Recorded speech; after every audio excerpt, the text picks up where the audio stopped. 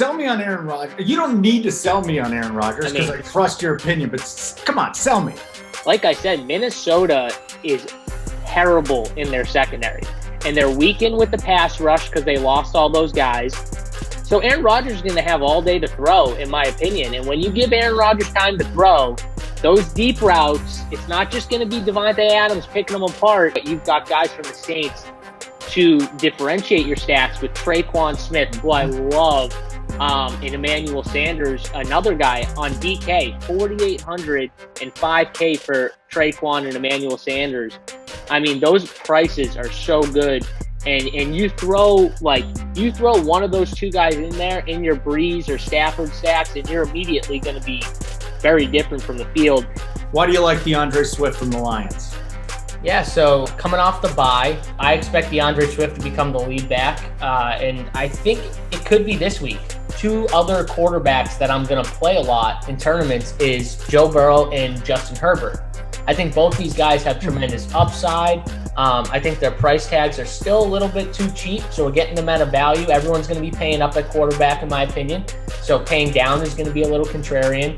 And they both have really good matchups on the board. I think that this could be a spot where Joe Burrow goes nuts and has like 3-4 touchdown game, puts up 25 plus DraftKings points at 5,500. I got a lot of questions on Dalvin Cook and how I got there. Got Derrick Henry, Alvin Kamara, Kareem Hunt, all in that kind of price range above and below him. He's going to be the guy ownership-wise that gets left out. And I think he has just as much upside as any of those guys. I believe that Christian McCaffrey is going to be under 5%, probably like 2 or 3%. Wow. And if we can get McCaffrey at 5% or under, man, I just can't, I can't not take a shot with Christian McCaffrey.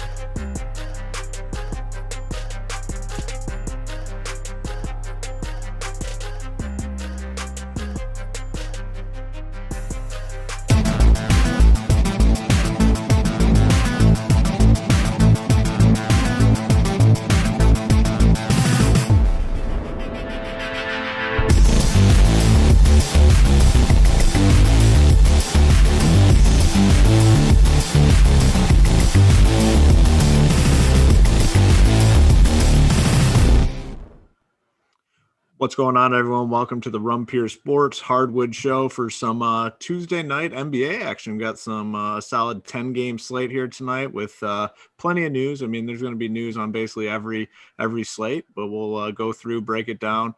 As always, I'm joined by Big T, but today we brought in the heavy hitter, the man himself that's going to take down Mr. Big T in some one-on-one hoops, Mr. Titletown. Welcome to the show, my friend. I mean, Bucks on the slate. We had to bring you on. Big T was talking crap last time out. You have to come on and state your case. So welcome to the show. Yeah, thanks for having me. It's about time I'm finally actually on the show and can actually back up myself instead of in chat listening to Big T always hammering and who knows what he's doing. But hey, it's nice to be on. There's no better slate to be on than a Giannis day or Milwaukee on the slate. And Giannis is actually in a good spot. It should be a competitive game. So he's actually in play. So yeah. Can't wait. Hopefully he doesn't leave 10 points at the free throw line like he has been and starts doing something. But I'm excited to dive into it. It's a great 10-game slate we got. Yeah, Bucks last time out. That was a rough one, man. Against the Knicks. I have to imagine it's a good bounce back spot for the Bucks. Big T, what's up, my friend? Back on. We'll be here every day, Monday through Friday. Good slate. What's going on over there? Yeah, I mean, it's good to see the Giannis jersey back against the team that sent him packing last season. I'm glad to hear it's a good matchup because when they met up, I mean, he got just flat out owned, sent packing for the second straight year, like how it's always going to be when you can't hit water from a boat. Just like Title's going to get sent packing whenever he matches up on the court. He's not going to hit water from a boat. It's going to be easy picking. So I'm excited to have him on here so I can look at a freaking ugly mug. Oh man, it's going to be a fun one here today, boys. Yeah, I mean, I would be a little more excited for that game if Jimmy Butler was in. It's kind of unfortunate that he's going to miss, but obviously from a DFS perspective, it's going to open up some value plays on this slate. Title, what's your initial read on this slate overall? 10 games, like I said, we have a decent bit of news, and I think any big slate, you can kind of count on some stuff trickling in here as we get closer to lock. Yeah, so the slate, the biggest thing that sticks out right away, Towns is out, Horford's resting, so right away that puts Naz Reid back in the equation. He's been good to all of us. He's actually a good basketball player. When he starts, he puts up points. So that's chalk. That's going to be pretty tough to fade. Muscala is free on DraftKings, 3.2K, no Horford. They're going to need a size against Vooch. So right there, that's already value. That's going to allow you to pay up for some more studs, or you can go the balance build. We got Westbrook back in the lineup. We got Steph on the slate. There's a lot of good plays on the slate. So I'm really excited. I like these bigger slates. I know you guys don't always like them, but I'd rather a 10-game slate than a 5-game slate like yesterday, since there's more ways to go. Yeah, Tony, what's kind of your initial read on this entire slate, and anything that kind of stands out to you right out of the gate here? Yeah, I mean, yesterday was easy because we had so much value that those are the days I feel like I always win, when you got just lock plays and you can get different in other spots. I think I got a little unlucky yesterday with the Nuggets just being too good. I mean, Jamal Murray didn't get much run down the stretch. Obviously, the good guys, Harden and Jokic, didn't play a ton either, but there's not as much value yet tonight. I mean, we got like when Mike Muscala is the best value or one of the best values, the value is a little thinner tonight. So it's gonna be interesting, but it's a lot bigger, like Title said. Tons of ways to go, and I'm excited to dive into it. Yeah, big slate, 10 games, so we'll hop in. But before we do so, make sure to hit that like and subscribe button. After we get through a couple games here, we'll see where we're at and see what number of likes we need to achieve in order to get Big T to head over to FedEx and ship out some gear. And people when people win gear, they want their gear like right away. And this is just your reminder that it's every 3-4 weeks we get Tony over to FedEx. He's not going right after the show to FedEx and shipping your shirt or hat out. You'll get it, but set your expectations. Lower the bar a little bit. He'll get it out to you. So yeah, right now, we'll check in a few after a couple games. First game on the slate, we have the Celtics, we have the Pacers. Total in this game is 218.5. Basically a pick 'em. Indy's favored by like half a point here. We have some good games on this slate. We have some good plays. From a DFS, from a fantasy perspective, this is a tough game. I mean, we've seen some of these guys have big performances. Jaylen Brown has had some big games. Jason Tatum's had some big games. On the other side, Sabonis, Brogdon, both big games. They've had big games so far early on in the season. But, for me, this is an easy game. Like, I'm not seeing any plays at all from really a cash game perspective. Maybe that differs from a tournament. So Tony, I'll flip it to you first. Is there anything tournament wise that you're seeing in this game? No, I mean, it's tough too, because it's the first game on a 10-game slate, especially now in the COVID era where news could drop at any point where someone's out or who knows what happens these days. You don't really want to pigeonhole yourself in the early games. And I don't know, like you can always play Sabonis. You can always play Jason Tatum or Jaylen Brown. I mean, both of them are in play, but I don't know. Like, I guess it would be Tatum and Sabonis for me, but you don't need to force them in. And both teams are good enough defensively. Yeah. Boston's looked a little rough on offense without a point guard. I mean, we got excited about Teague after the first game, but then we remembered that he's still just Jeff Teague and he freaking sucks. So yeah. I don't know. I don't see much here. No reason to force it early on a big slate, so I'll probably just stay away. But maybe Tatum or Sabonis, if anything. Yeah, it's just hard on these slates, like you said, with both sites having late swap to kind of lock yourself into one of these dudes, especially or any of these guys, because the price is pretty much up on all those guys that you threw out there. Title. I know you're more of a cash game player like myself.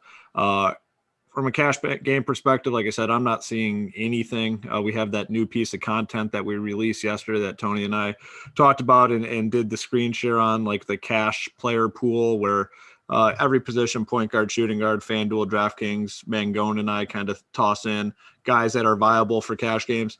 I have nobody listed from this game, and I feel pretty good about it. Would you agree with that? Yeah, the only guy that I think you could make a case for is Jason Tatum. 88 on DraftKings, this is 8,800. I still feel like is a little too cheap for his usage and his role. I mean, he can blow up and put up 60 plus any day. I like it more in tournaments. I agree with you. You don't really like locking in a spot, especially a stud spot in the first game with late swap and all of that. But if you land on more of the balanced build and stuff and he falls into your lineup, I don't hate it. In tournaments, it's a bonus in Tatum in tournaments because they're going to be so much lower owned in the first game. Yeah. I think it makes a lot of sense, and no one's going to really be on this game, like you said. Yeah, it should not be much ownership here. So, I mean, if you feel good about somebody, you're going to be able to get them at relatively low ownership, I'd imagine. Yeah, nothing else. I mean, we'll move on. We have 10 games. But before we do so, make sure to head on over to Run Pure Sports. We have a lot of content going on. We switched up our NBA product a little bit right out of the gate and kind of made it, this cash game player pool thing. And it can be applied for GPPs as well. It's, every position, point guard through center, FanDuel, DraftKings, just kind of establishes the best value plays at each position. We highlight the guys that we think are locks for cash games. Like I said, you can use it for GPPs. You can use it for cash games. I think it's a really cool, innovative product, and I know we gotten some great feedback from our members. So head on over to Run Pure Sports, all in one price. I mean, we don't do the thing where, you're paying $300 for NBA season. You're paying $250 for football. You're paying $350 for MLB. You're paying extra for this, extra for that. It's all in one price. You get everything on our site. If you want DFS, it's $80 a month. If you want DFS and the bets side of our website, which they've been crushing, and I mean, some of those guys just phenomenal. I mean, phenomenal records. They track it all. It's $100 for bets and DFS, and we have lineup HQ as a add-on as well. So head on over to Run Pure Sports, check that out. And remember, hit this like button and subscribe so we can keep doing these videos for free. Next game, we have the Warriors. We have the Pistons. Total 227, and the Warriors are favored by 4. That just tells me how crappy the Pistons are. The fact that the Warriors are favored by 4 in this game. Stephen Curry, you see the video of him hitting 100 straight threes or whatever it was, and he comes out last game and really his shot struggles. So that was kind of ironic. Warriors, I mean, obviously Steph's in play. This Wiseman guy looks good, but his price is starting to come up a little bit. The other pieces just haven't been that great. Wiggins finally had a solid game last game, but Wiggins, it's been the same throughout his career, up, down in terms of, his performances fantasy wise. Oubre just cannot get his shot to fall. I thought he'd be a good fit for this team, just really struggling. On the Pistons side, I mean, they're a team that we looked too heavy last night because Blake and D Rose were out. Well, Blake and D Rose are back. Okafor is going to continue to be out, so that's a nice little boost for Mason Plumlee, who's been very steady. Tony made fun of me yesterday for recommending him, and of course he smashes. I mean, it's starting to just become a habit. We're on the wood on Saturday. Tony makes fun of me because I really like David Johnson. Oh, you're not playing David Johnson. I can't wait to make fun of you about David Johnson. David Johnson smashes.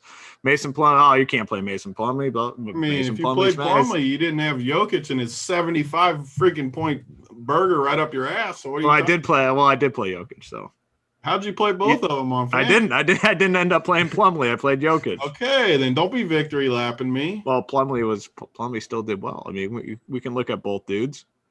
It's fine.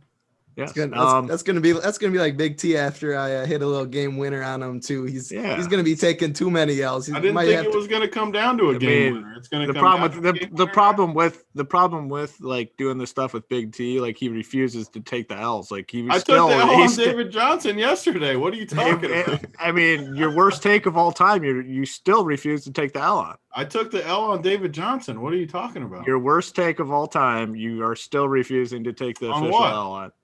Come on.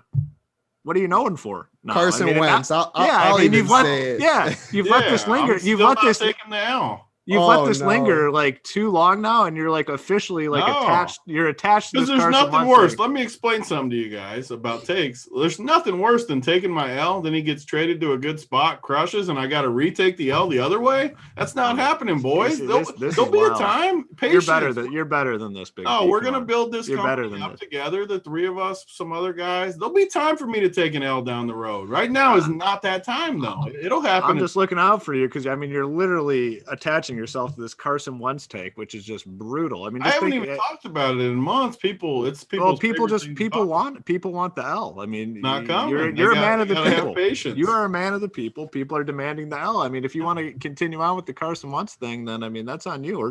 My favorite part about all this too is like people think Jalen is going to be like the answer, like he's awesome because he crushed a few weeks in fantasy, which we said that we liked him in fantasy the first couple weeks. Back to earth a little bit this week. It wasn't quite as easy for him. He's not the answer, people. Well, I will say though, I mean that offensive line, his receivers, so there is a little bit. There you go, title. Now we're talking. But I'm not saying Wentz. I don't think Wentz is very good. But when Alshon Jeffrey's one of your main receivers out there running flies in 2020 and stuff, I mean they have a lot of work. I'm not necessarily saying Wentz is good though. I mean I'll take Hurts any day. But this is the NBA show. Yeah, we can apply the eye test a little bit too. I mean, those dump off. He couldn't hit a dump off. I mean, Miles Sanders wide open. I mean, it was a rough go, and Big T's sticking with him. So we'll see. But in terms of the NBA here, title, Tom, what do you got here in this Warriors Pistons game?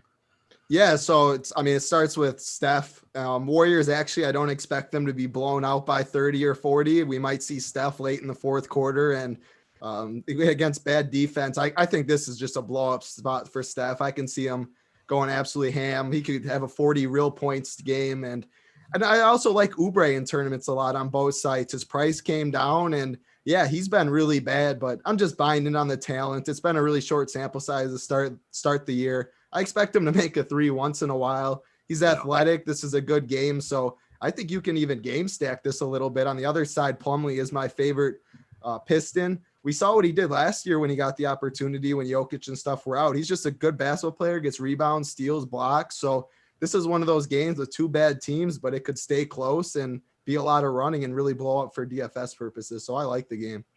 Yeah, I mean, Plumlee is just a steady producer. I mean, and it's shown some upside. Obviously, the game last night, got a little more competitive at the end. So it looked like these guys were going to lose some run to blowout, but it came a little bit more competitive. He got a full allotment of minutes. He just does everything on the court. Not a sexy play, but man, he's steady. Tony, anything in this game for you? Are you potentially looking to switch over to the Mason Plumlee side of things, or are you going to stay off him tonight? Definitely not. Anytime Plumlee's 6K, I'm going to have a hard time getting on that ship. But he has looked better. I mean, he's always been a good passer. I think it honestly helped him a bunch playing with Jokic too. Some of these passes he's making are like similar to Jokic. Obviously, not quite as. I mean, how good was freaking Jokic last night? 18 assists. The dude is he's so fun to watch. He's just ridiculous. But yeah, so you're telling me Blake Griffin? People are going to be like loving Blake Griffin now too. Is his ownership projected to? I don't think he's going to be that owned. No.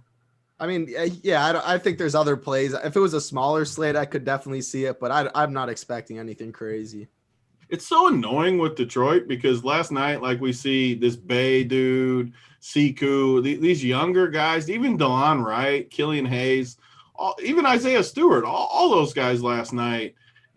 Why aren't they playing these guys? Who cares about Blake Griffin and Derrick Rose? Like, why are they playing those two dudes? It doesn't make sense.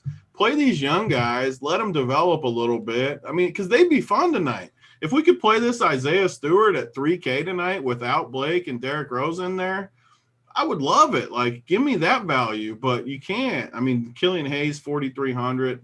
I wish I could play some of these guys. I mean, Bay looked pretty good last night. He's 3,200. Obviously, you can't play him with these other guys in there, but I wish we could. Even Josh Jackson, I wish we could play.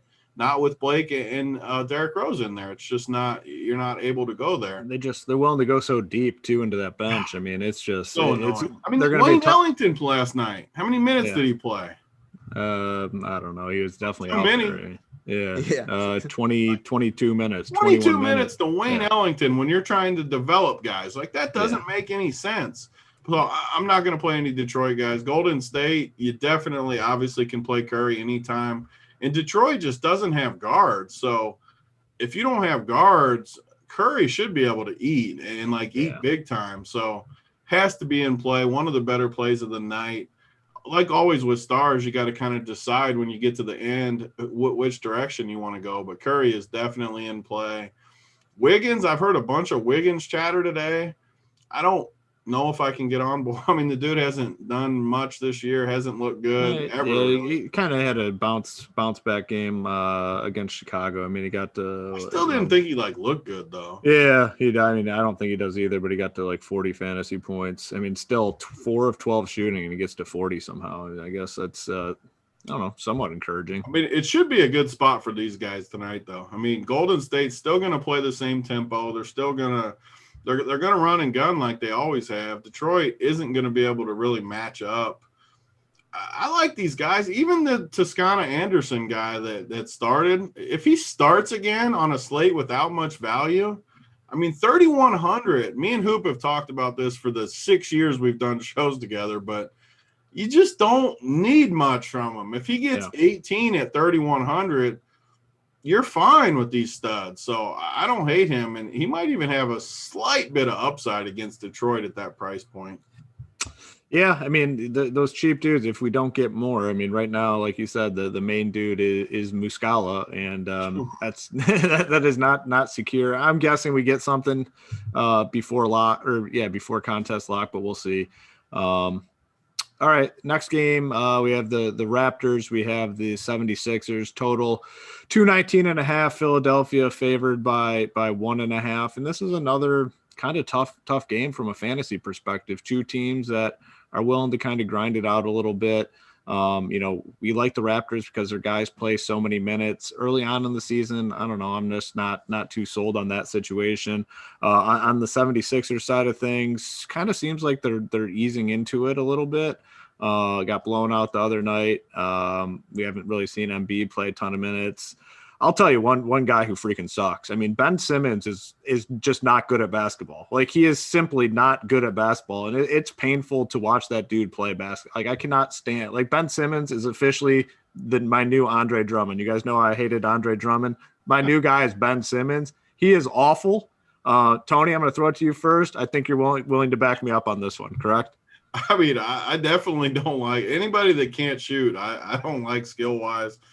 I think if he found the perfect spot, maybe he could be decent, but it's the same issue I have with Giannis. I want him to, if I have Ben Simmons, I want him to play the 4 or 5 for me, not the 1. I want him in the paint, posting guys up, shooting from inside, because he is a good defender and he can do a lot on defense, just like Giannis can. They can do a ton on D. Man, though, when he's running the point guard for you and handling the ball too much, he's just rough out there, especially with Embiid. Oh man, it's tough, and people always fall for him too. Like the other night when we get some injuries, everyone wants to play Tobias and Ben Simmons. Ben Simmons lets everyone down because he just can't do much. If you sag off him, he's going to have a rough night. So I don't. This game's pretty easy though, just to fade. I mean, Toronto always plays good solid D. Philly plays good solid D for the most part too. Everybody's priced up. I mean, there's no way I'm playing Embiid over Jokic or any of these studs. So I just consider this an easy fade for me. Yeah, I mean, in this game, the only thing you'd be looking for is some guys that are potentially sitting with a nice price discount, and I'm just not seeing it at all in this game. I mean, Danny Green is 3.5K. We talked about these full punt dudes. Maybe if it gets you a big upgrade, but for me, I just got the willies when you just said Danny Green. It's 3.5K, man. I mean, I don't love him by any means. I'm just throwing it out there. I mean, you said I don't look at things super close. Has he done anything so far this year? Nah, not much. I mean, he had one decent game. What's decent game mean? 25. Oh, that's higher than I thought you were going to say. Yeah, I mean, but the other ones, the other ones are a lot worse. I mean, I watched obviously the bubble super close. He was so dusty for the Lakers. Whoo! I'd have a hard time playing him. I mean, I'm not just like if you really are, dumpster diving, just a guy to maybe throw in the mix. But like, there's no way I'm not endorsing Danny Green. I'll tell you that much. But you would never like play him over even like Toscana Anderson, right? Like at least take the young guy a little bit and take your chances. I mean, I'd have to look into it a little bit more, but yeah, I really would not want to play either of those guys. I guess. Title, anything for you in this game? I mean, it's a pretty yucky one here. No, yeah, I'm with you. But the thing is that Danny Green is my favorite point per dollar. He actually is the best play on DraftKings in this game. See, there you go. Yeah, so that's why I want a title on here today. I mean, backup.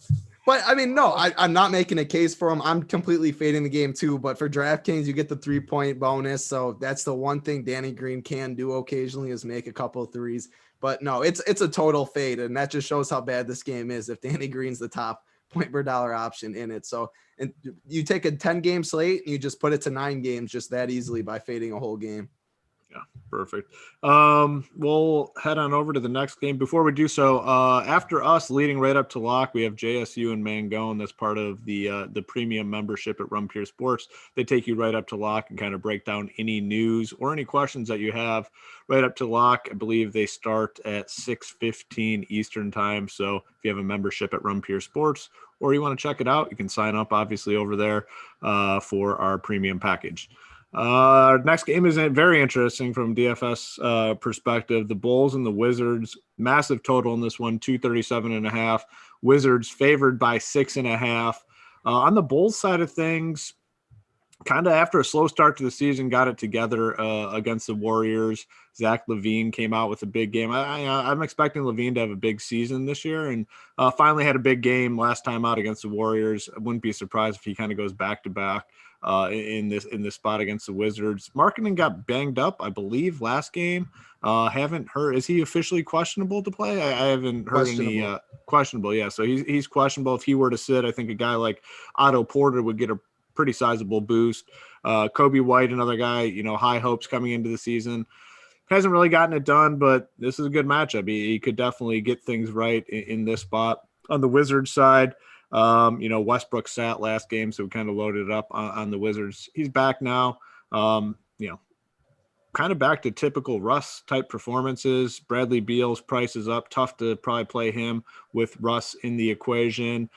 Thomas Bryant had a big game last time. He's still priced pretty fair on FanDuel. On DraftKings, I can't imagine paying the 6.8, but on FanDuel, he's 5.2. I think he's in the conversation at the center position over there. Titletown, who do you have interest in this game? Any Bulls, any Wizards guys for you?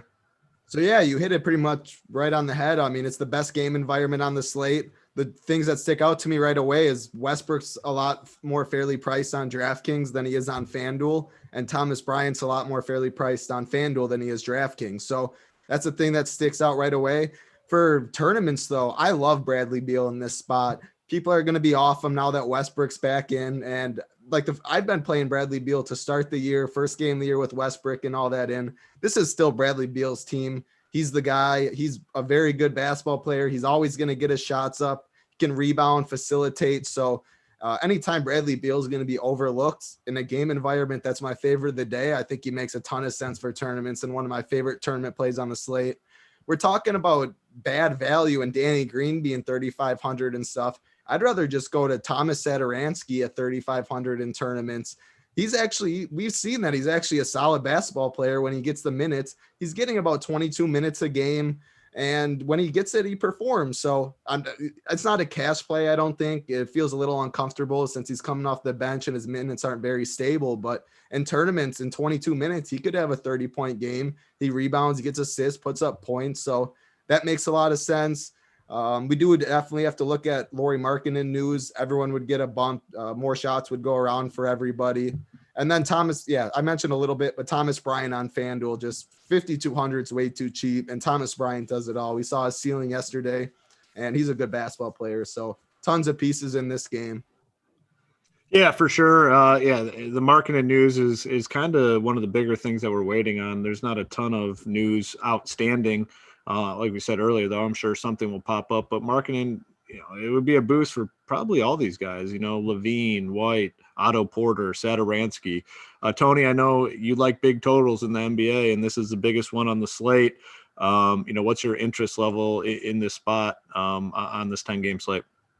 Yeah, I mean, it starts with Westbrook for me. He's looked great. He's going against a team that doesn't really have anything to protect the rim, which always is good for Westbrook because of how he plays. He's just been awesome. There's so many studs on this slate tonight that it's tough. Like, do you play him? Do you play Curry? There's just, for whatever reason, Westbrook's been kind of the lower owned of the studs so far, and I keep playing him, which means sometimes when you get on the right side of guys, you just keep playing them, and I probably will again tonight, honestly. The problem for me comes with the rest of the game. I don't see anything that really sticks out besides the two studs, Levine and Westbrook, but that's the theme of the night, right? Like, a lot of these studs are in really good spots, and then we got to find some value somewhere that we don't hate. I agree with titles. Satoransky, 3,500. If you look at his first game, I think they've only played 2 games. First game he crushed. Second game he didn't crush. But that's what you get with kind of these value guys. You need to hit their upside spot against a team like Washington. You would think he's got a little more built-in upside at 3,500. I mean, he went for, I don't have it in front of me, but I think 27 the first game. If he gets you 27 tonight for 3,500, I mean, you are going to be sitting very, very good. So I like that. Kobe White looked like a stud in the preseason, has struggled in the regular season. He's got upside, though. In a high total, you can definitely run a guy like that. Wendell Carter finally got there last game. He looked good. Yeah. A lot of these Bulls guys I like, you could at least play. Even Markkanen, banged up, like you said, low-owned, can play him. I like the Bulls guys a lot more than Washington. I mean, Washington – I don't see a single guy I could play. I mean, Beal, you can always play Beal, but 9,300, I can't. I don't think I can pay 93 for Bradley Beal now with Westbrook there. There's just not. I don't think there's enough meat on the bone. It is a good tournament play because it's Bradley Beal. You never know foul trouble. He gets hot. You don't know what. Maybe he gets in a shootout with Levine or something. But that price point, you're going to get him super low owned at that price point. And I don't know. For me, though, it's really just Westbrook, Levine, and like on FanDuel, I think there's a 250 tournament tonight. I'm going to put like three in that. Like, I might play a little mini game stack of this game with Russ and Levine and maybe Satoransky or one more piece because it is a good game. I think we'll see some guys get there for sure. And I will mention, I don't know if how big you guys are into revenge narratives, but hey, it's a Sato revenge game as well. So he's already grading out a little bit. Maybe he has a little extra juice in him. I'm not a big revenge guy. Can't hurt. Yeah, mean, exactly. If you like the team, though, they're still like, you want to show those guys up who you played with the last couple of years. Yeah, for sure. And then, obviously the one thing to monitor is Markkanen. And if he's out, all these guys that we talked about on the Chicago side would get a slight boost. And Markkanen actually had a pretty good game last time out, and he's looked pretty good this season. It's going to be usage that's going to be spread out amongst all these guys. So if he's out, definitely a boost to the other Bulls guys. Next game is one that going into the season, you told me Tuesday night, NBA 10-game slate, Knicks, Cavs. I'm most likely fading.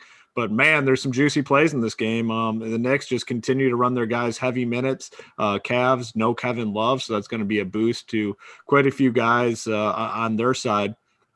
On the Knicks side, Mitchell Robinson kind of heading to the forefront of that front court. Finally got, I believe, minutes into the 30s last game, I want to say. 35 minutes.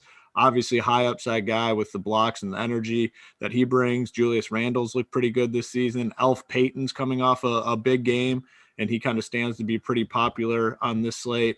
And like I said, on the Cavs side, Kevin Love out. Big boost, obviously, to Andre Drummond, who the price has finally come up on him early on in the season. He was hovering in the 8K range. Now he's, closer to the 9K range, which makes it a little bit tougher of a play. Larry Nance will get a boost. Osman. These guards have actually looked pretty good. Garland, Sexton, kind of the surprising team so far. Obviously, I think they will fall back a little bit as the season goes on, but it's an interesting game from a DFS perspective. I think there's 5 or 6 dudes that are in play Elf Payton's only like 4.8K on FanDuel. That's a really good price tag. He's 5.5 on DK. Same with Mitchell Robinson, really cheap on FanDuel as well. But there's a lot of plays in this game. Title kind of give me the rundown of this game and the dudes you like the best here. Yeah, there's just a ton of pieces in this game to be interested in because they're priced pretty good. So it starts with Drummond up top, the most expensive. He stands out, especially on DraftKings at 8,700. You can, with no love, you just expect him to get all the rebounds. He gets his putbacks. He gets some steals and blocks. So he's definitely in play. Elf Payton on both sides is priced affordable. They run him out a lot of minutes, like you said. Great matchup against Cleveland, who can't defend anybody at the guard position. We've seen Elf have a very high ceiling too. So I like him a lot. Larry Nance, he's going to get a bunch of run. Anytime he starts and gets the minutes, he's always performing. I always like targeting guys that just don't sit in the corner. Like I played Okaru or whatever his name is a couple games ago. That was painful, man. He played like 42 minutes. and he the whole time. And he just kept going down. Like he kept getting negative points and he just sat in the corner, didn't crash the boards. And I was like, all right. Trevor Ariza. Remember, Trevor Ariza, just notorious for that. Just never left the corner. Just stood there. Yeah, so I try not to target guys like that, and Larry Nance is the complete opposite. He crashes the boards, he gets blocked, he's a good basketball player. So I like him a lot. And then Mitchell Robinson. I've always been a big Mitchell Robinson guy. The only problem that sometimes limits his ceiling is foul trouble. You never know when he's going to pick up all those fouls, but if he stays out of foul trouble, he always smashes. He's very, very good, very athletic. He's always a better play on FanDuel because of the stocks. He steals and blocks, that is. So he definitely stands out over there as well. Just a really fun game in general. And I think the one guy that might go overlooked is Julius Randle, just because he's priced higher than all these other guys that just stand out for more value. And if that's the case, I mean, he has a ton of usage on this team, and a lower owned Julius Randle in a good game environment makes a ton of sense too. Yeah, I agree. I mean, it's weird to look at the Knicks and Cavs and have so many DFS plays. It's just something we're not used to. Tony, what's your take on this game? Do you like these guys as much as we do? Yeah, and both teams have looked a little bit better with some of the younger guys. I'm not saying they're going to be a playoff team or anything, but they've at least looked a little bit respectable out of the gate. And there's just pieces that you can talk yourself into. Elf Payton has always been a guy that stuffs the stat sheet when he's in there. He might not be great real life. I mean, he's never really been much of a winner, but he stuffs the stat sheet, which is all we care about in DFS anyways. Mitch Rob should be able to always have upside with what he does. RJ Barrett is too expensive, but I don't necessarily hate him either in this spot because, like you guys said, Cleveland's guards, man, it's rough. They just can't defend anybody. Drummond can't defend anybody anyways. There just shouldn't be – this total in this game feels too low to me because there's just not going to be that much defense either way. And then you look at the Cleveland side – and I mean, Drummond has just been good. I don't like him, but he's been very good out of the gate. You got to give him credit. And it's probably more so fantasy wise, just like I just talked about with the other direction. It is definitely fantasy wise, but that's all we care about. So like if he keeps crushing fantasy wise, that's all that matters. Well, he's not on my team anymore, so I'm fine with that. When he's on my team and he put up these big stats, it would piss me off because he put up these 20 games and they'd lose because it's just empty stats, But now that he's not on my team, I can appreciate it. He's going negative 40 plus minus with the 2020 game. Yes, it's true. That's Drummond. That's Drummond for you. He's terrible, but yes, he's definitely in play though. 8,700. Nance has to be one of the better plays of the slate. We've seen him when he gets the big run. He almost always crushes. He's one of those guys that Title said it best. He's going to get in there and mix it up. He might get in foul trouble here and there because he does mix it up, but he's just a stud when he gets minutes. I mean, maybe that's the thing about this game. I mean, that's a good point. I mean, all these dudes are guys when they play minutes, they typically produce. Elf Payton, Mitchell Robinson, Larry Nance, like when they're on the court, these guys put up big fantasy numbers. So, that's probably the big appeal here in this game. Tony, anything else before we go to the next one? Just because we need value, and I know value is super ugly tonight. With K-Love out, I don't hate this Dean Wade dude. I watched him play at Kansas State. He's a skilled basketball player.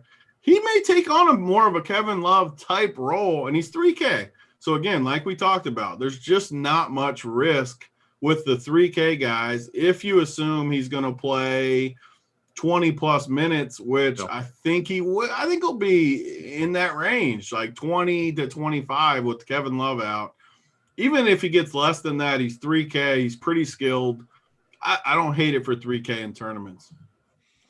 I got one more guy I'm going to mention. This is a deep 1% owned GPP game theory kind of play, but Nerlens Noel, he's 3,200.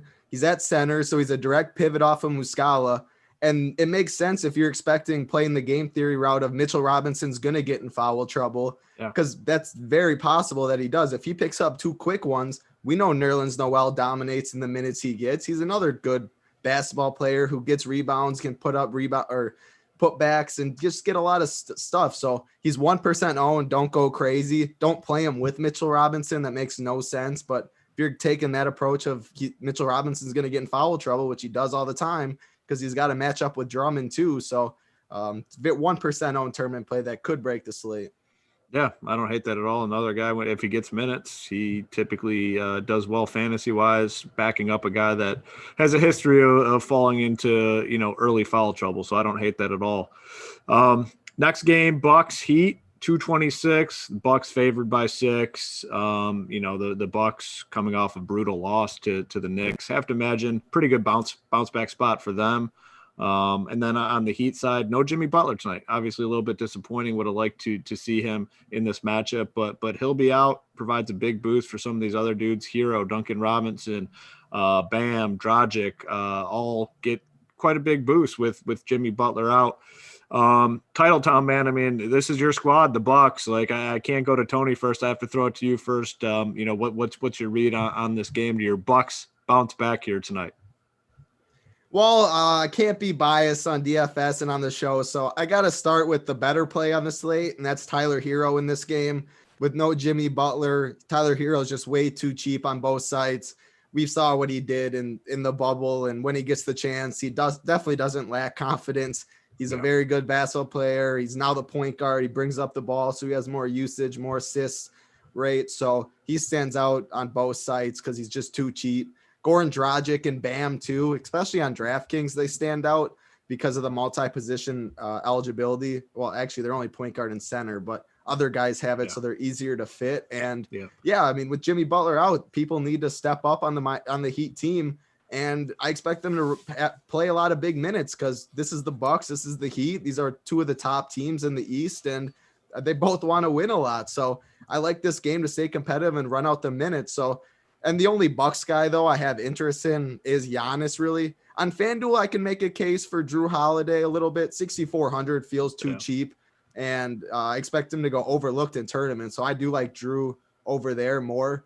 But Giannis, I mean, obviously I'm a Giannis guy, but Giannis is just one of the best DFS players there is. Just he does everything. Steals, blocks, rebounds, assists, points, and if he finally starts if he shoots 75% from the free throw line today, that's like an extra 7 points or something. He's always at the line. He still seems a little underpriced today. 11K on FanDuel, 10.8 on DraftKings with like Muscala and other value we've talked about. I like Giannis a lot in this game. And then I like running it back with like Hero, Dragic, and Bam. This is a good DFS spot that should be a competitive game, and we don't have to worry about the Bud sitting them in the fourth quarter and only getting 28 minutes, which is always something important to look at for the Bucks. Yeah, clearly. I mean, if the game stays competitive and Giannis gets his full allotment of minutes, a virtual lock to not kill you. I mean, and that's, not necessarily saying much, but it goes a long way. If you're going to pay a big salary, I mean, you want this guy to get to 50. I mean, a virtual lock to get at least 50 fantasy points if he gets his full allotment of minutes. 6-point favorites here. On the road, I think this game stays competitive, and I think Giannis is a really good play here tonight. Tony, same question to you. I mean, are you on Giannis? Are you on these Heat guys without Jimmy Butler tonight? So starting with Giannis, I mean, there's just so many studs on the slate that I don't think I'll end up with him just because I don't love this game. I mean, Milwaukee has – take my feelings about them aside. They just haven't looked good early in the season. And, I mean, because I made fun of Giannis, but I rostered him last year as much as anyone did, or at least in the bubble. I just kept rostering him. It's not that I like him fantasy-wise. I just don't think this is the good slate for him when I like all these other studs so much. So I doubt I'm there. And, I mean, the rest of Milwaukee, I don't see much. And then the Miami side, I want to like a guy like Bam, and I kind of do. I mean, his price fits. The matchup is pretty good. But I don't know. It's just that price point that I don't find myself landing on all that much, again, just because of the studs we like and some of the guys in the mid-range that we kind of fall on. So I think this game's going to end up being a fade for me, but I feel like it could also win the slate. Like if it stays close, shoots out, I could easily see 2 or 3 of these guys ending up on the winning team, especially Bam and Giannis, because of all the work they can do in multiple categories. So I don't think I'm going to end up on it, but I do think that it's an interesting game. Yeah, Bam's he's a tough one. I mean, obviously gets a huge boost with Jimmy Butler, but it just feels like, I don't know, he's just so dependent on others to get it done almost. Obviously he can rack up rebounds and stuff. He can't really create on his own yet at this point. So I don't know. Like I like him as a play, but I'm not 100% sold on him tonight. I think he's a fine play, but I don't know if I'll be on him. Next game, Magic Thunder. Got some injury news in this one, obviously, with Al Horford being ruled out. George Hill is questionable, I believe. So I don't know if we'll get that news before lock. This is a 8 p.m. Eastern game. So I think there's probably a decent chance we get it. The total's 218. Orlando is favored by 6. I mean, the only thing that really stands out to me is I think Gilgeous-Alexander gets a pretty big boost with Al Horford being out. And, you know, for me personally, he's about the only guy that I think is in play in this game outside of Muscala, obviously on DK at that 3.2K price tag. He will be popular. I mean, maybe you fade him in tournaments. I don't know. Tony, how are you handling the Thunder side of the ball here? Man, they look like maybe the worst team in basketball on offense and pretty good on defense, which you would expect from this roster. Yeah. Because they're all just defenders with not much skill on offense. So Muscala, like, man, as much as I like yesterday's slate is as much as I hate slates like this where, like, Muscala is going to be popular because of his price. I hate him, and I'll probably end up fading him, and this is where the tournament side ends up burning me a lot of times. Because when he crushes, I just get flat out punished because everyone's going to play him even though he sucks. And I just get frustrated because he's just too cheap for what he's going to end up getting. I mean, if he plays 28 minutes or something at 3,200, he's going to get 20 plus fantasy points probably. So I don't know. Maybe I need to consider him more depending on. I always end up playing like bums like the K-State guy that I was just talking about that I'm drawing a blank now, whatever his name, Dean. Like I end up playing like a Dean over Muscala, and then I just get punished for it. But I can't play Muscala. Like God, when I play him, I just hate myself. I can't look myself in the mirror. And the rest of the game. So what's the difference, you guys as cash players? What's the difference between Muscala being super chalky and this other 3,100 foreign dude that I can't even pronounce his name, Poku? Like, what's the difference as far as, like, how do you compare them? Well, in cash games, I mean, you're probably going to, more times than not, lean with the dude that's starting, and Muscala's going to be starting. So, you know, that's the route. The minutes are safer. More cases than not. I mean, obviously it can change, and, you know, sometimes these dudes off the bench are better plays, but in most cases, you're going to go with the dude that starts. Yeah. I mean, I get it for sure. And that's just how our minds always work different. Like, yeah. Oh, it's just crazy. I mean, we've done shows for so long, and it's just like I literally just can't click Muscala. Like it just, when I go to click it, I just cringe. It just won't let me click it. The other dude, I mean, Poku, who knows, but he's 3,100. Same conversation we've had all show. I don't really have a problem with any 3,100 dude that's going to get minutes. Like, it's just, I'm not going to argue against any of them for the most part. It's more ownership than anything. Shea, you can always play Shea. He's going to be the stud of the team all season long. I know Dort last night was dropping freaking. I mean, he was hitting the roof with. I guarantee Titletown shoots like Dort, where the ball goes all the way up to the lights and comes down. I mean, this dude was making shots last. If he makes shots, he's going to be good. But he's 46 freaking hundred now. Like Dort should not be 4,600. That's way too expensive. You look at the Orlando side. Going against a good defense, like I said, I consider OKC's defense good. I don't see anyone I would even consider for Orlando. Yeah, I agree. I'm just not a very appealing team, especially in this matchup against the Thunder. Title, you got anything here outside of SGA, Muscala? I'm assuming you don't like any of these Magic dudes. In tournaments, the only Magic I'd consider is Vooch, because I expect him to be really low owned and people to go lower, pay down at center. And I mean, Muscala is going to be guarding Vooch all game. Vooch could easily just dominate that matchup, and he's going to be 5%, if that. So that's the only case in tournaments. This game's not very good to target, so I won't have much interest in it. Yeah, I agree with you. Gilgeous-Alexander, I think, is going to come in pretty high owned. Muscala will obviously come in high owned, but outside of that, man, I'm off this game. Next game's pretty good though. But before we hop into that, what do we got? We got 400 people watching, 412. Let's get it up to 200, and we'll give out a piece of gear. I know I forgot to pick out a number earlier, but it's going to be 200. You got 112, so you got 88 to go, and then we'll give out a piece of gear. Man, these dudes in the chat are just got some trolls out there. They're making me laugh when you. I was doing my college football. What were they saying? When you get a free show, you got this dude named Bob. First of all, I don't even know how your name's Bob. Bob. He wants a shot. These guys don't know basketball. Judging by what?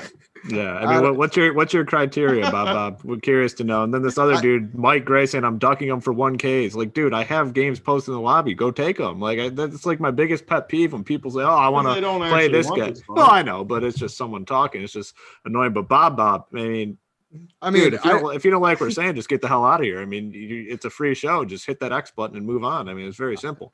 I know most of us. I mean, at 6 o'clock, I'm watching basketball until the last game ends, and I'm up till midnight, 1 a.m. and I mean, just sweating it all out. So I'm not watching a different sport. I can promise you that.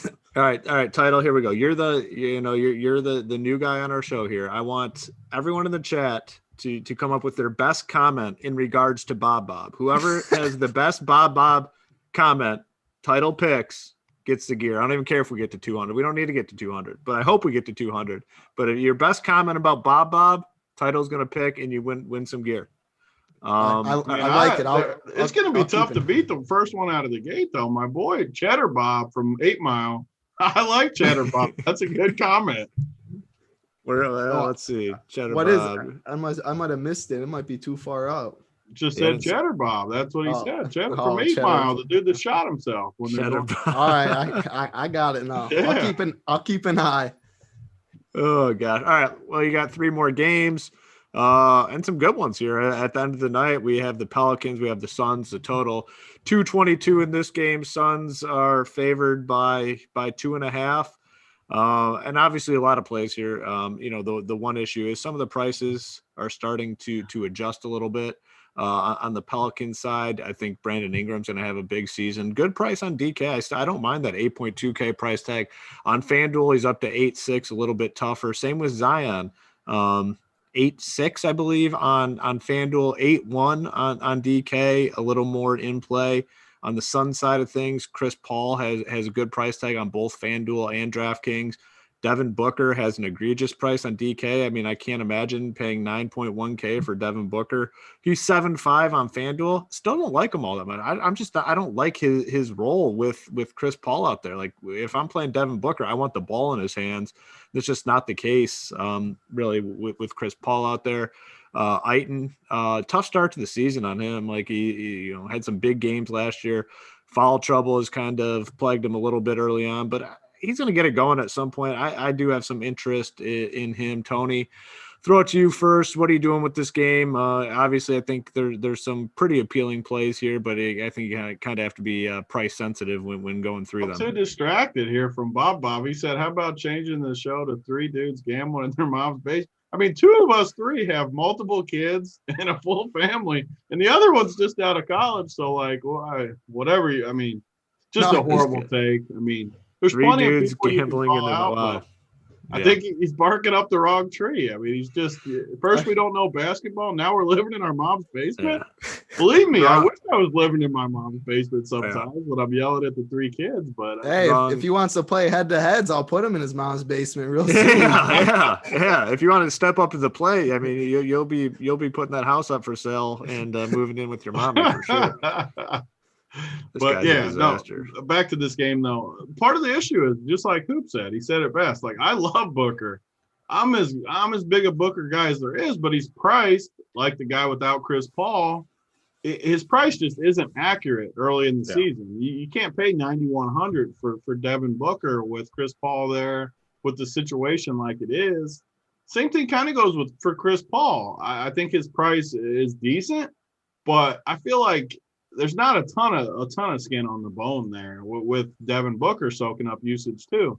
Ayton is due for a monster game, so I want to keep my eye on him. But the problem is New Orleans is not the team you want to play when you're a guy like Ayton because they got big dudes. Steven Adams, when you can have Steven Adams and Zion in the middle, you're not going to have 2 bigger dudes since friggin' Shaq in the middle. Like, these dudes are massive dudes in the middle.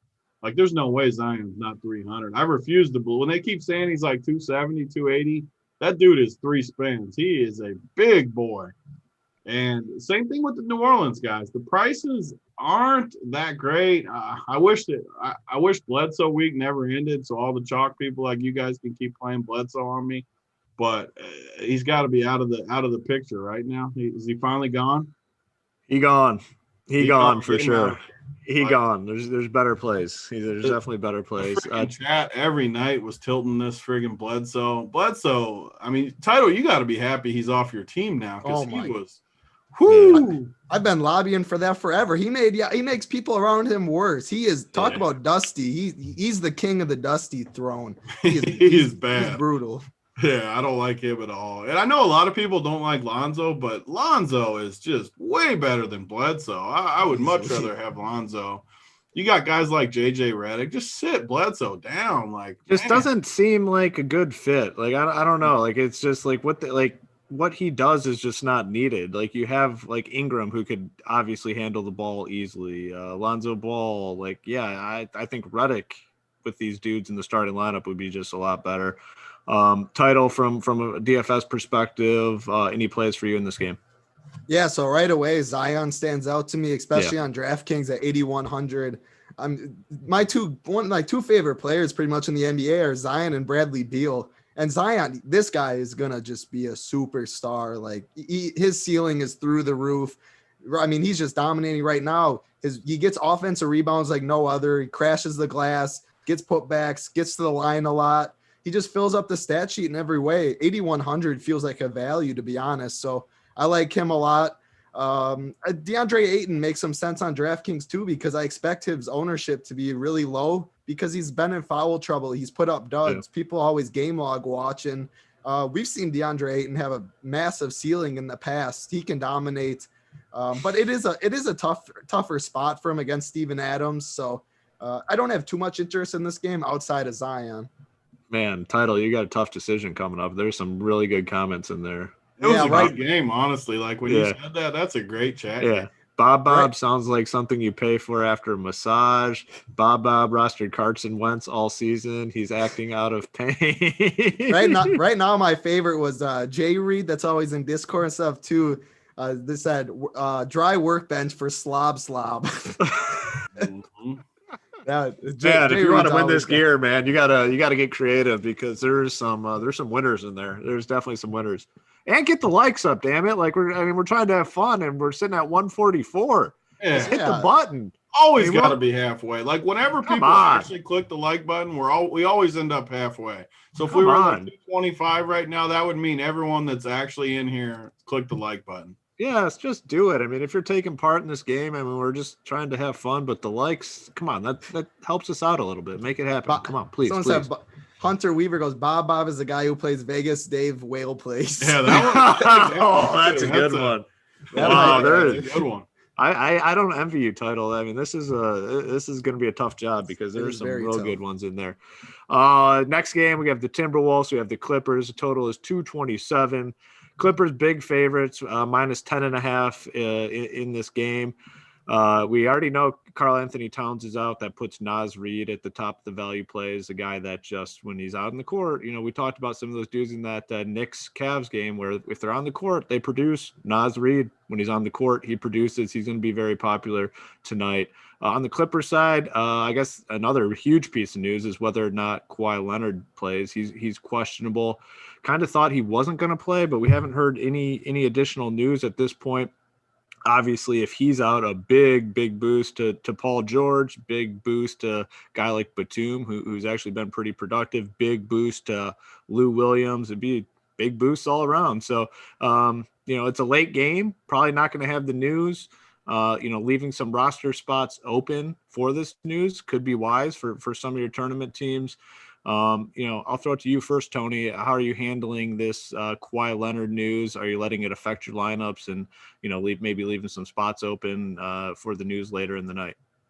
Yeah, it's super tough because Minnesota, if I had to pick one team that's going to be the worst defense when we get to the end of the year, it might be Minnesota. Like, they're going to defend nobody. So The Clippers, if you somehow fall into it and Kawhi does sit out and you hit this news perfectly, first of all, before I even dive in, like, what are they doing with Sweet Lou this year? Like, a couple of these games, they just bury him on the bench. Yeah. I keep wanting him to happen. I keep playing him because of his price, and it just feels like it really good. But if they're not going to play him, we're just going to keep lighting our money on fire because he's just not getting the run. It's painful. But if Kawhi sits, maybe they boost him a little bit in that aspect. I don't know. Like, it's definitely interesting. The good thing about is there's 3 late games. There's plenty of people you can pivot off. Say Kawhi does play and you lose some of the value in this spot, you can pivot off to a bunch of things in the late game. So out of my 3 teams, I'm definitely going to backload at least one of them to where you can kind of play the news late. Because if Kawhi sits, you're going to need Clippers, guys. You just are. And is there any the nice thing is we have 3 games at 10 p.m. Eastern, and they're 3 good DFS games. I mean, you have the Pelicans Suns. We weren't thrilled with the price tags on some of those guys, but man, some dudes are going to have big fantasy games in fantasy performances in that game. Nuggets, Kings, 227 total. There's going to be some big performances in that game. So if you kind of backload like you're talking about and Kawhi does end up playing, you have a lot of different dudes you'll be able to plug in. So I think it does make sense. Title, is that something you'd be interested in tournaments, kind of backloading a little bit and wait on this Kawhi news? Yeah, I did see in Discord someone dropped it that I don't know if it was on Instagram or social media platform or something that Kawhi said that he was going to play or he was good to go and he was expecting to play, but we were going to see what Ty Lue says. So I don't know. I saw that. It looked reliable. I'm leaning on him playing, but obviously that doesn't mean plug Kawhi into your lineups and just forget about it and take my word on it because none of us know for sure. But that's how I'm approaching it at least. In this game, but yeah, it makes sense to backload. If he plays, he's going to be 1% owned, 2% owned. Anytime Kawhi is 1 or 2% owned, he can. I don't think he's got upside in this spot though. No, I don't love this spot, but anytime you say Kawhi Leonard's 1% owned, he's one of the best players in the world. But I agree. There's other studs, there's other better plays. Obviously, that is a bump down to Paul George. Whereas Paul George will be one of the better plays on the slate if he does play. So it's something worth monitoring. I don't have much interest, though, in the Clippers because I am expecting him to play. On the other side, the 2 guys, Naz Reid, we already talked about. He's going to be chalk. He's good chalk, I think. So it's hard to get off that. And then D-Russ on DraftKings, 7,600, point guard and shooting guard eligible. He's going to get a big bump. We've seen ceiling games from him. But it is a tough matchup against the Clippers and a good defensive team. So I probably won't have much of this game outside of Naz. Yeah. Tony, any other Timberwolves guys for you outside of, I'm assuming you're on Naz Reid? I mean, I've been trying to dig in as we go here and find some value that sticks out, and it's all similar. I mean, like a dude like Ed Davis is super cheap. If he somehow falls into Naz Reid foul trouble or something, it's similar to what was the other spot title you talked about where, it was Nerlens, where if you got foul trouble against the chalk, it's just an interesting tournament pivot.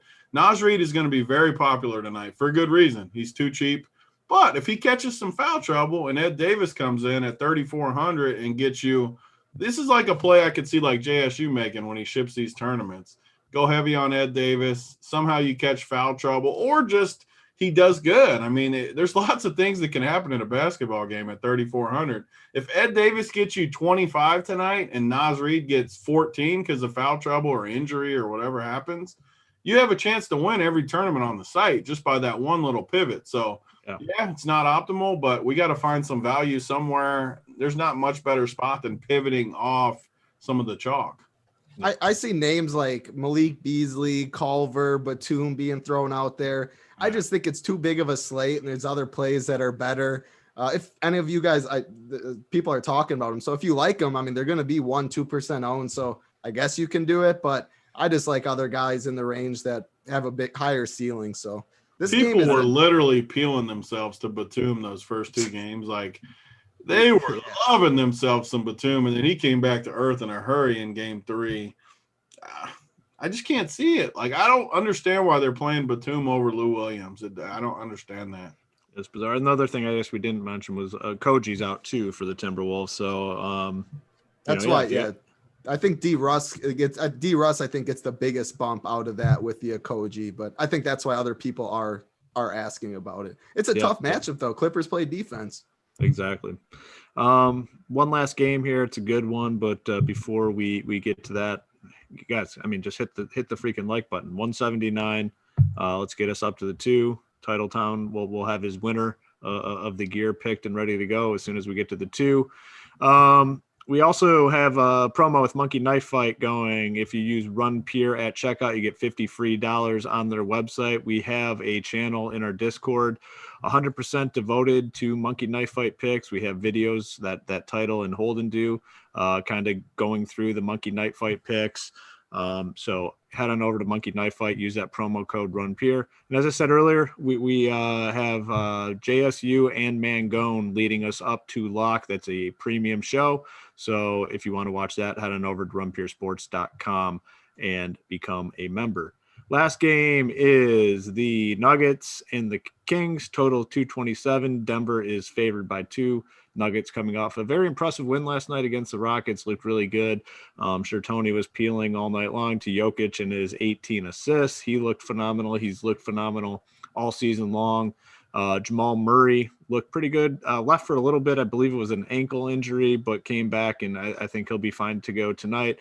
And then on the Kings side, I mean, we definitely have some options. You know, Fox healed on FanDuel. He's I think like 5.5K, somewhere in that range. Bagley's 5,400. Yeah, 54. So, those guys are interesting. Darren Fox is under 8K on both sites. Tony, I'll throw it to you first. I mean, this is your Nugget squad. Any concerns on a back-to-back, first off? And then secondly, who are your favorite plays in this game? My only concern for the back-to-back is definitely Jamal Murray, just because he took a hard fall, too, in the second half where he went out for a minute. They checked him out.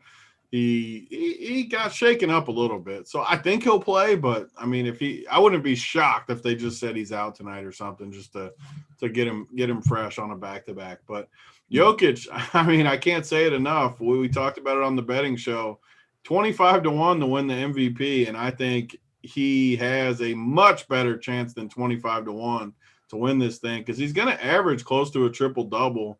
He's going to crush outside of injury. And as you saw last night, they've made little changes to the offense where the games last year he was getting 12 assists. I think he's going to get 15, 16 assists in those spots. He's just going to crush. And he wasn't owned enough again last night. Tonight, with all these studs, he's going to be low owned again in the late game. He's going to be 10% or something again. He has more upside than anyone on the slate. That might sound crazy to some people, but he is going to smash. So I talked about it coming into the year. all my Denver people are saying he's going to win the MVP. They're saying he looks better than ever. We saw it last night. I'm just going to keep playing him. I'm almost just going to come with my team built with him in it. Sacramento beat them to start the year, so I'm sure they want to get a W. They don't want to lose twice to this bad Sacramento team. The spread's only 2. They're going to beat them. The harder part for me is definitely the Sacramento side. I know Whiteside always plays good against Jokic. Last time they played, he got only 17 minutes, 17 fantasy points. The next game, he got 15 minutes, 25 fantasy points. On a slate, though, with no value, I think you could do worse than Whiteside because they're going to need his size against Jokic. 3,700, I don't hate him. I think he could easily be a sneaky late hammer value type guy against Jokic because they just need his size. Denver, the rest of Denver, I mean, I keep talking about Hardenstein because he looks good to me. He's not playing that many minutes, like 10 minutes. But if you somehow don't play Jokic and he gets in foul trouble or something, this dude is going to have a game where he gets 25 or 30 fantasy points because he looks pretty good. He's just a deep tournament play, though. Yeah, the one thing I will say about Jamal Murray, he is 6.6K on FanDuel, and I think that's a pretty good price tag, assuming he's all set and ready to go, which I think he will be. And plus, like you said, we have other options. You know, if you have Murray in there and something happens where he's ruled out late, there's 3 games, you'll be able to shuffle some things around. Is there any, true easy pivots, just like one? Lonzo, I think. Lonzo is like within $100. So, I mean, like that. Yeah, if Jamal plays, man, he looked good the second half 2 games ago, and then he looked pretty good yesterday. Besides the injury time, he could explode too. That's a really good price for him. Yeah, he's starting to build up. You can see he's starting to get more confidence in his shot and whatnot, and he's kind of getting to that peak point. So I think he's a strong play tonight as well. Title, who do you got in this game? Nuggets, Kings. Marvin Bagley is one of my favorite tournament plays on the slate. He just is way too cheap. 5,400 on DraftKings, 5,100 on FanDuel. Marvin Bagley has a ceiling, very good basketball player. Not too often is a 5,400 power forward have double, like in the realm of possibilities for sure, which is a nice bonus over there. Way too cheap. I love this matchup for him too. I think they're going to need him against Jokic out there, against Michael Porter. Nuggets play big, so I like Bagley a lot in that mid tier. And then Fox is too cheap, I think, on DraftKings, 7,600 for his upside too. That is, his ceiling is 55, 60. So way too cheap for De'Aaron Fox. Obviously, you can run Jokic, you can do that. I today prefer Giannis though, so I'm not double stud building because there's not enough value on the slate. I like the mid tier more, but I'm definitely not going to argue with Jokic. He definitely has one of the highest ceilings on the slate, but it's Bagley and it's Fox for me in this game. Well, good game. About Denver, I talked Denver up about all the things I like about them. Their defense is not going to be good, though. So I love Title's Bagley call, 5,400. Mm-hmm. That is a tasty call. It's more of a tournament play, I think, for sure. But I love that call, especially if you're building teams with Jokic and Jamal or even anybody in the late game. Bagley, I like the Bagley call a lot. And that's a pivot off of Naz Reid too, who's right in the same price range as well. Mm-hmm. You can put him at the center position because if people are playing Bagley, it's going to be power forward. I wouldn't even worry about having to. I like Bagley more than him. It's the tournament side in me for sure, but I like Bagley more than Naz Reid. Yeah, there we go. I like Bagley as well. Is he 5-1 on FanDuel, I believe? Yep. 5-1 on FanDuel. Excited here. I got a little movement in my drawers. That's the goal, and it's a good way to end things. Movement in the drawers. Let's see where we're at. 193. A few more people hit the like title. I want you to announce the winner here. Yeah, I mean, I had to stay with Hunter Weaver. There was a ton of good ones in there. I mean, yeah, Bob. Again, if you want to lose, go into your mama's basement. You can find me. You can find Hoop. Big T will even. I guarantee Big T even transitions to a cash player if you want to play him. So just for Bob. Big T's canceling all his GPP entries to play Bob head to head tonight. I mean, yeah, that's the free money we talk about, Bob. But yeah, I mean, Hunter Weaver. Bob is the guy who plays Vegas Dave Will plays. I mean, that's good because I mean, it sounds like they're in the same category. I don't know if Vegas Dave watches sports. I can almost guarantee Bob doesn't. So I like it. Yeah, that's a good comment. Yeah, so hit up Big Hunter T. Weaver. Yeah, Hunter Weaver, hit up Big T or info@RunPureSports. We'll get your information. One last thing before we get on out of here. It hasn't gone good so far, but it's gonna change here at some point. The workbench did all right last night. Huh? Jamal Murray did okay last night. Yeah, but Gabe Davis did not. God, did you see the play too? So we didn't. This is how we've run on showdowns lately. They have the nut play call of all play calls on 4th and 1.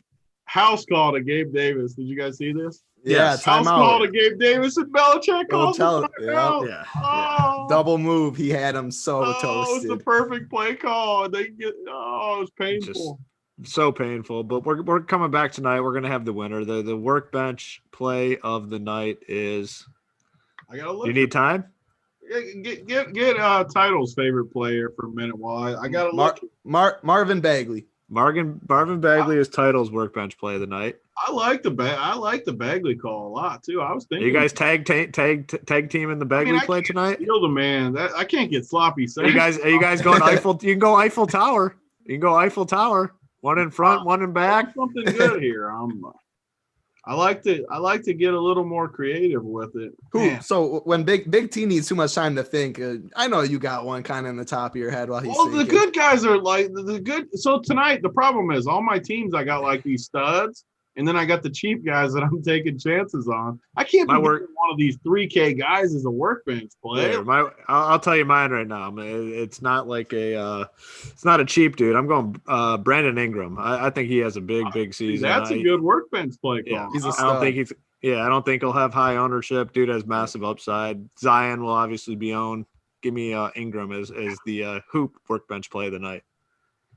I mean, I can't. I'm not going to force it for the people. I don't have anyone I feel good. I'm just going to say Jokic again. I'm going to go simple. I don't want to do it, but listen, it just can't be a high owned play. Like it just can't be a high owned play. Yeah. So that's all. He's not going to be high owned. There's other studs people are paying up for. Landa says Toscana Anderson. Like this is my point, Landa. Though, like I like a lot of those cheap guys. I'm taking it.